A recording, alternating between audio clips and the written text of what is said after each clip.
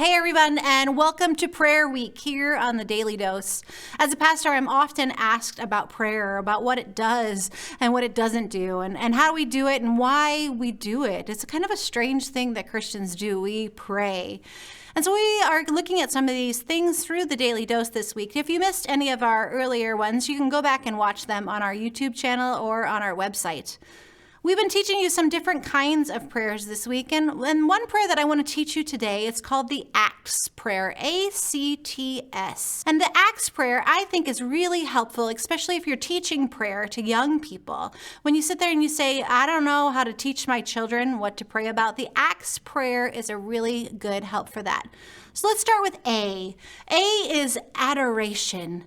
It's basically telling God how wonderful He is and how lucky we are to worship God.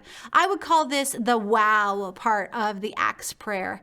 So sit there and say, God, thank you so much for making the beautiful sunrise today. God, thank you so much for creating my beautiful children. God, thank you so much for this. And you lift up your A in adoration.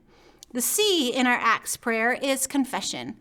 This is a time when you can tell God the things that are on your heart, maybe those guilt and shame things that are weighing you down. One of the things that I think is really interesting is that modern psychology has discovered that when you have shame or guilt in your life, the best way to free yourself from shame or guilt is to say it out loud to somebody else, to shine a light on it. But friends, as Christians, we've been doing this for thousands and thousands of years. Christians, we know how important it is to say those things that weigh us down out loud. And maybe you can't say it with another person, but hopefully you can say it to God. So A, adoration, C, confession. The T in our ACTS prayer is thanksgiving. This is just being thankful for all the things that God has done in your life. Saying things like, God, thank you so much for the fact that I got to eat today. Thank you that I got to watch a Daily Dose with Pastor Angie. Thank you that I have technology that connects me to other people. Thank you for all those little things in your life.